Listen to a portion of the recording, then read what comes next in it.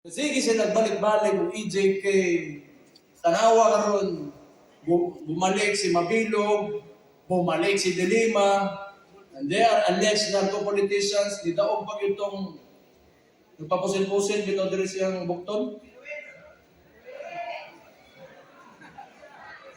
Kerwin, yawa, na mayor pambuang, no? Kuya, usad ba? Tagigit. Wala yun. Bumalik talaga lahat ng problema na nawala na sana. So, anyway, wala naman din talaga ako sasabihin. I just want to thank you for all of you for spending your time here.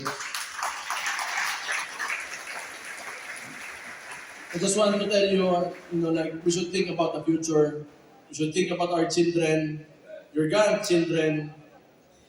We should aim for a better country, much better than this one, a lot better than this one. O gihatag ko tas Ginoo, inshallah. Na naging presidente yung tatay ko. Hindi ko akalain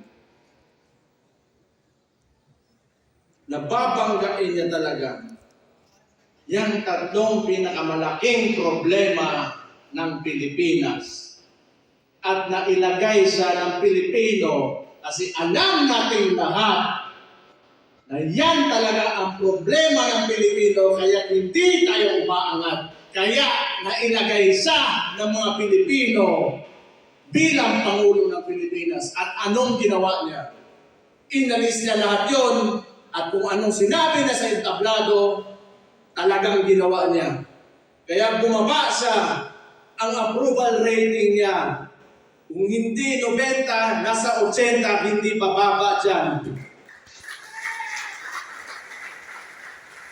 Ibig sabihin nun, kamu mga pobre, kana mga komunidad, kayo mga nasa community, naramdaman niyo ang pagmamahal niya sa bayan niya at sa mga Pilipino.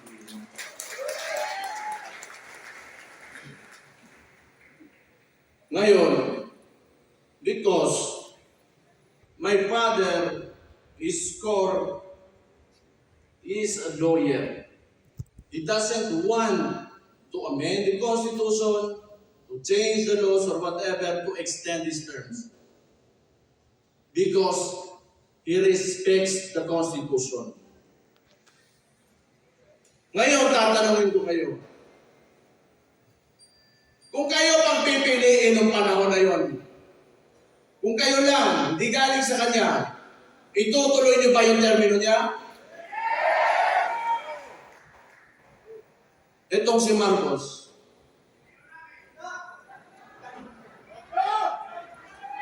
Yan buang na rin. Buang, adik, ingon pa sa iyang igsuon, bangag, sira yung puwet, diverculitis, kung ano-ano pinapasok siguro dyan. Ano achievement nito? Binalit yung droga, binalit yung kriminalidad, binalit yung korupsyon. At ganyan putang inang yan, gusto pa magpatagal ng termino niya. Magaling din. Sa kawalang hiyaan, ang bukin natin na yan. Ganito kasi yan. Ang gobyerno, panahon ni PRD, dinicentralize niya. Meaning, power and influence, hindi tawag, kang ina ng kapalusay, tawag ng English na yawa. Hindi lahat nasa capital. So that, especially the budget, the allocations, lahat aangat. Itong si Marcos kasi, ito yung culture ng politika. galing pa noon sa mga Espanyol. May mga Peninsulares, Insulares, Indios. And yung mga kolonistang yan, the Spaniards, nung binigay tayo sa mga Amerikano, hanggat sa nagkaroon tayo ng so-called independence, hindi nila inalis ng sistema na yan. Kailangan malayo ang wealth gap sa mga oligarko pati sa mga mahihirap so that they can they have control over everything. They have control over politicians, they have control over the economy, at sila lang mayayaman, wala silang kompetensya, kasi hanggat sa walang umaangat na Pilipino pangkaraniwang tao, wala silang kompetensya, and that's what they want to maintain. Unsay gibuhat ni Marcos? Ang ginawa ni Marcos, because PRD opposed this kind of political system, pinadala niya sa Netherlands po ang isang galos.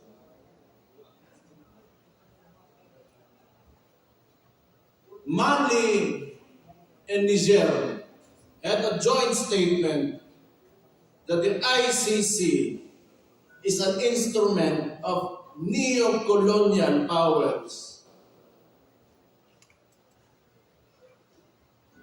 on the hands of imperialism. Tanawan ninyo.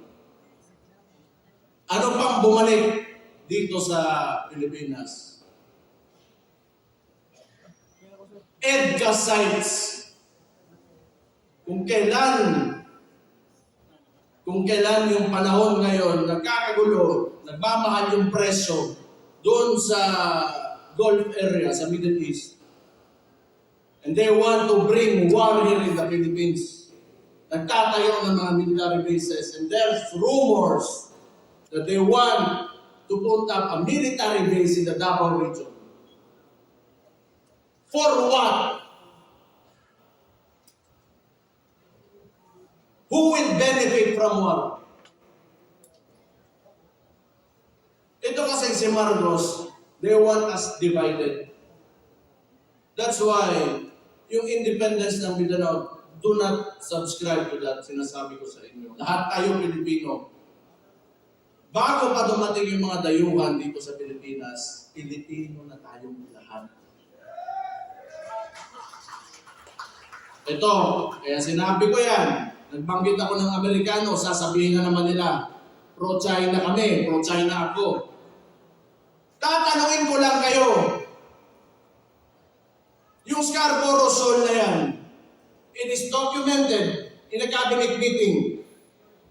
Andun si Trillanes, si Ochoa. They were questioned by Enrile during the time of Aquino. Noong panahon ni PRD, may annexation ba? May expansion ba na nangyari sa China? Wala. And yet they accuse us. No. It's because si PRD wanted an independent foreign policy. That's why he was taken to the ICC.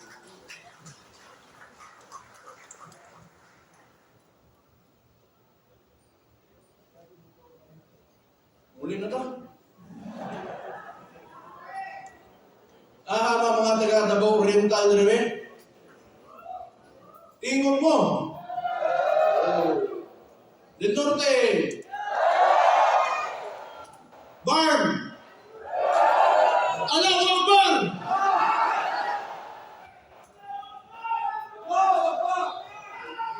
Davao del Sur. Uy, ibutan mo gusto ko. Luya ka ninyo. Occidental. Usara ka buok. Di, bitaw. Ang sinasabi ko lang, si PRD kasi binaga talaga yung mga issues ng Pilipinas that have been encumbering us from, socio-economic growth. I do not know. Maybe, probably, these oligarchs do not want Filipinos to know. Kasi nga, ayaw, pag ikaw may negosyo, you do not like competition. And when you give everybody a chance, an opportunity to, lift themselves out of poverty, then you get a mind of your own. Tapos magkakaroon, they will speak against you and, criticize. Ayaw nila nun. They will not profit from it. So muna, katong na presidente ng mamakan, muna suko kaya na sila, galit sila kay PRD kasi siningin yung tax, pagpapayarin sila yung utang nila sa gobyerno, and for what? It's because so that money can be used for people. Tanawa ka ron. Hospital, PGH used to have 100 million a month.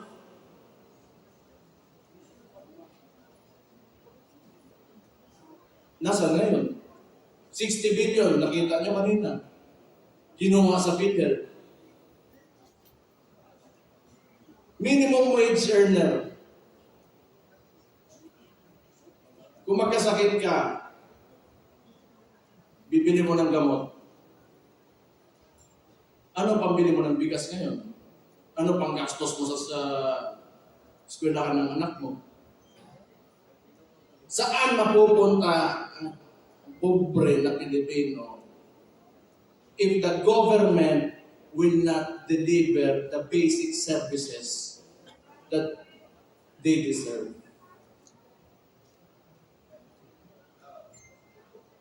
Do you think pag ito tuloy-tuloy pa rin, may bansa pa tayo? Do you think na we will have our children will live in a future where they can live comfortably?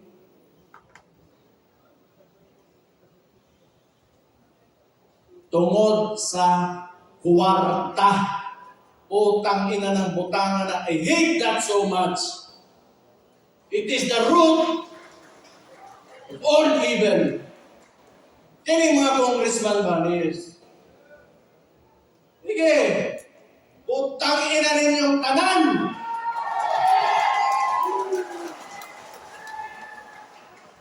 Kamo, busod mo politika, papasok kayo ng politika.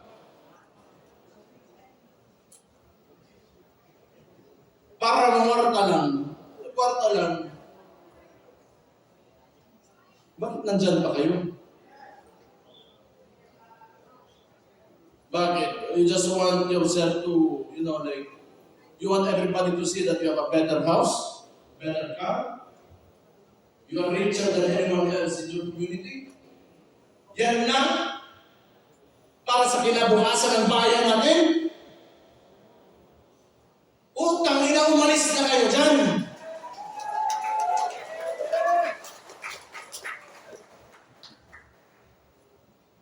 Utang ina ng mga tawanan, ginawa yun. Hindi po si Mike Defensor, ako man siguro ipapreso pero mauuna yan si Carol Crispiso.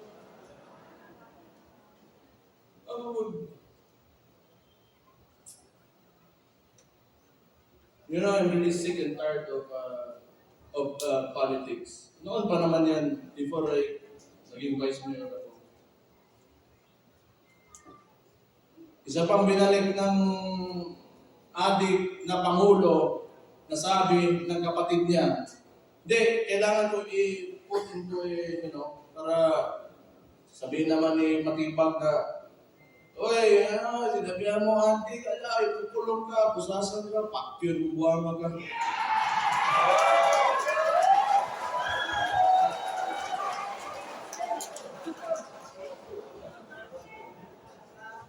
Saya ka, luk-luk ni mo, Choy.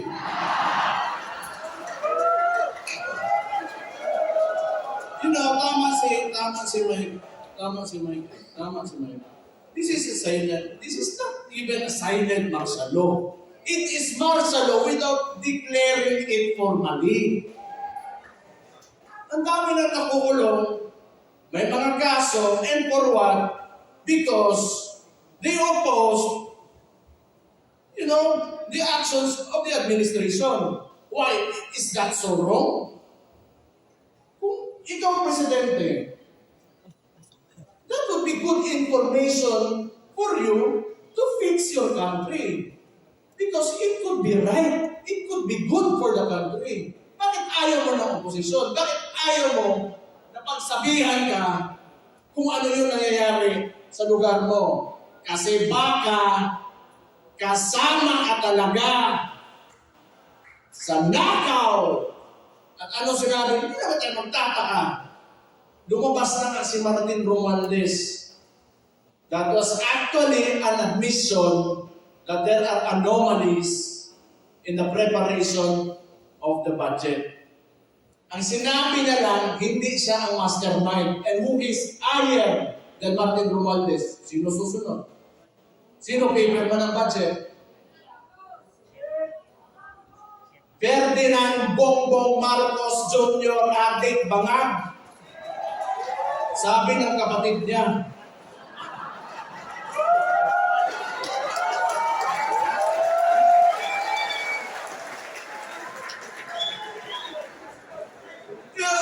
ako ginaingon din ba? O ginaingon din. Awa, tananggan ng adik karon. Dumami ang adik. Dito sa Davao, lagi may huli. Sa ibang lugar, wala. Hinahayaan nila. Takot yung mga polis. Kasi pag hinuli mo adik, magagalit si Bongbong. Kasi adik daw siya. Sabi ng kapatid niya. Oh, ano mangyayari ngayon? Yung mga pamilya, sila. Breadwinner. Yung tatay. Pag nagsabu yan, wala na, sira ulo, ayaw magtrabaho, bububugin yung asawa. Ano mangyayari sa household? Wasak yung pamilya, yung mga bata, saan pupunta? Hindi papasok ng paaralan. Yung community, yung mga barangay dyan, apektado. Sino nagbabayad ng buwis? Sila mismo. The driving force of our economy at the communities ang kapobrehon mo pasagdan ng mabuang. Napalay GPN po yung lang, sasabihin niya lang, pampahaba lang ng oras sa trabaho, utang ng drugs na yan. Tanawa ko sa kampangag ng presidentiya nga, and you allow your GPNP to say that without reprimanding him. Tanaw ninyo, tingin nyo ba may kinabukasan mga Pilipinas pag napatuloy ito? Tandaan mo sa mga ito. Ayaw ako, kaya ako mapriso. Ikang tanan siguro.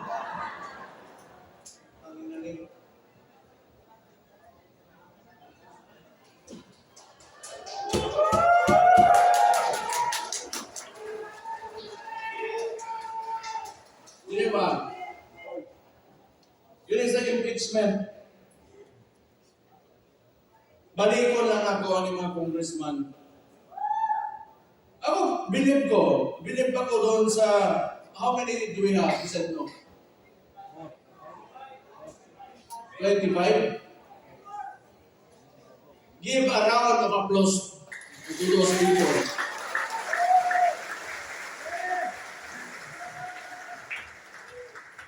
Puta yan kamo, taga Davao, pangampanya ito ninyo dito sa Manila, tabangi ito ninyo. Itong mga itlog yung daling buwan. Kana na yung mga itlog ng mga congressman. Kinanglan na mo, barko. Putang ina nyo. Kaya naman nag-guess, huwag nyo na. Ano nga yun? 20 million. 5 million MOOE. 20 million outright cash. 5 million MOE. Then 200 million budget. Si Dimpon Mastura nag-no, di ba? Oo. Ha? Abstain. Nasto nga. Okay na. Pwede no, pwede yes. 200 million budget. And, ito pang narinig ko, Constitutional Assembly to extend the term of the incumbent politicians. That means, including the congressman. So, kung nakinig lang kayo sa akin, before the midterm elections, I already said this in Cebu, I said this everywhere I went. Yung bangag na yan, ayaw bumaba. Kasi alam niya, pag bumaba siya, makukulong siya. Nasa liderato kasi yan lahat. Kayo, mga leader kayo sa lugar nyo. If you allow looting of, public funds, then that is because you allowed it. If you do not allow it and you have strict policy against corruption, hindi talaga mangyayari yan.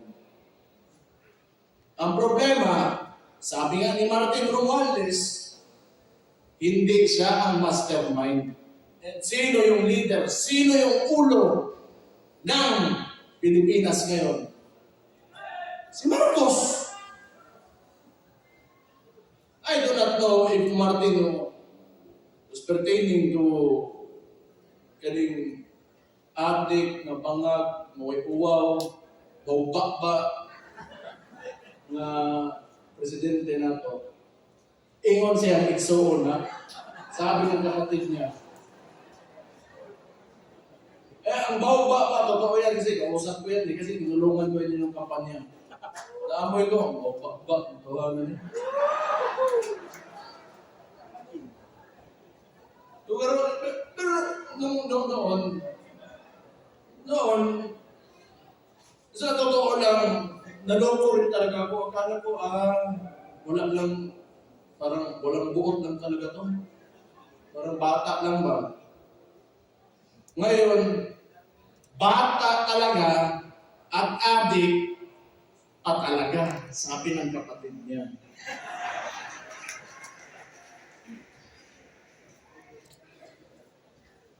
Pero, kapoy basic pangaway. Di ba, God? Ganang nga, di ba? Kita, dagan mga politiko dire, dagan siguro marami tayong mga aspiring politicians dito. Kailangan nyo magsakripisyo. Kailangan ninyo buhayan ang inyong attachment to material needs. Money and material needs. Attachment to power, attachment to kasi hindi talaga aangat yung bansa natin if we go into politics para lang sa sarili natin. Okay lang, kung ibigay ng Diyos sa iyo, ihatag sa Ginoo sa imuha na musaka kasi mong kinabuhi, whatever way, maayo, ug naa, maayo, ug wala, okay ra pod. Pero do not ever forget the people around you that voted for you.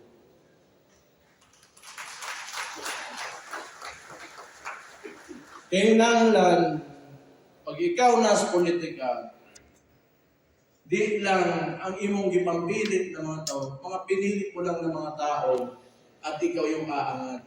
Unahin mong angatin yung mga tao. Huli ka na talaga. Maunang politika. Manerbisyo ka eh. Mao ka ang tawag na public servant.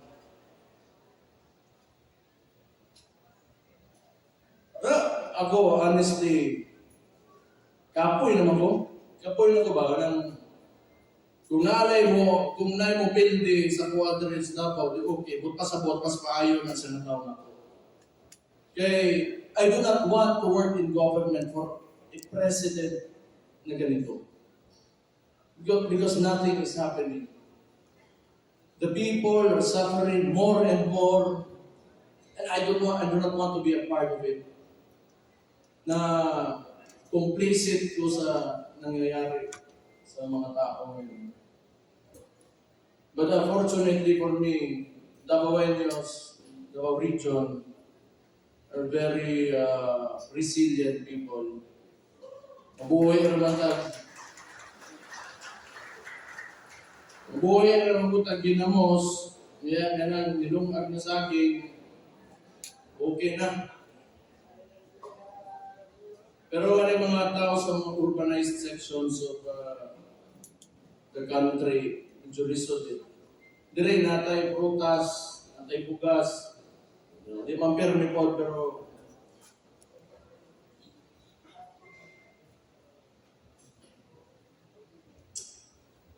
una-unaan ninyo. You should think about it. We have to do more. We have to do more. We have to push harder. We cannot allow this administration to go beyond 2028.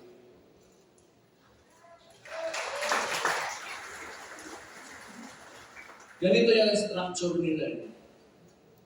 So ngayon, they are supporting the left, the extreme left, mga makabayan, the NPA, because, and probably, coming from the statement of Marbil, the drugs is only to extend the work hours of people. That's why they are lenient on these groups and individuals, because yun lang ang allies nila.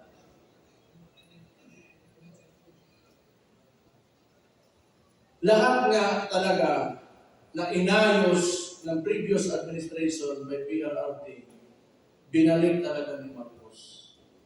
And look at what happened. Look at what is happening to us now. We have never been more divided than ever before until this fucking president came into office. So, anong gagawin natin? Since the Vice President has already announced her candidacy for the 2028 elections, ngayon pa lang, magsisimula na tayo.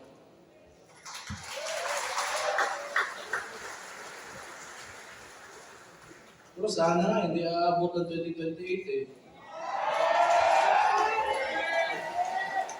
Ano ba sa'yo? 2028, bukas.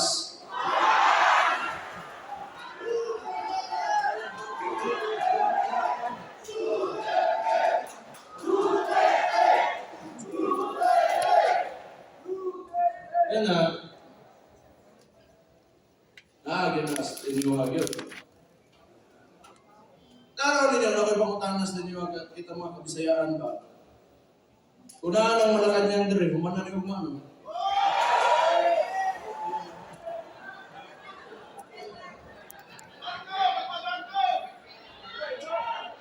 Kuan tayo, we are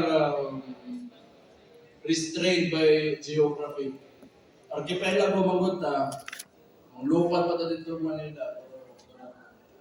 Pero kabalo mo, kung saka bugo yun si Marcos pa. Bugo yun, bisa sa bugo yun. Bugo yun. Kaya, wala tayong magagawa. Pag may nangyari, wala tayong magagawa. Kaya natikpan niyo. Limpyo tayo ng white powder dire. Uso wala chinsanso.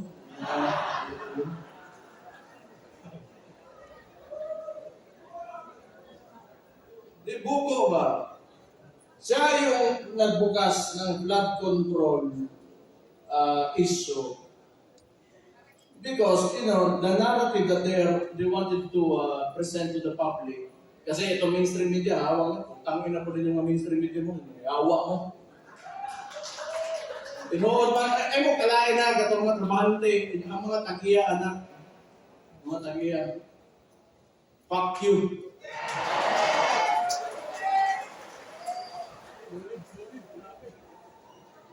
So they wanted to, form this narrative that Marcos, Bongbong Marcos, is the savior.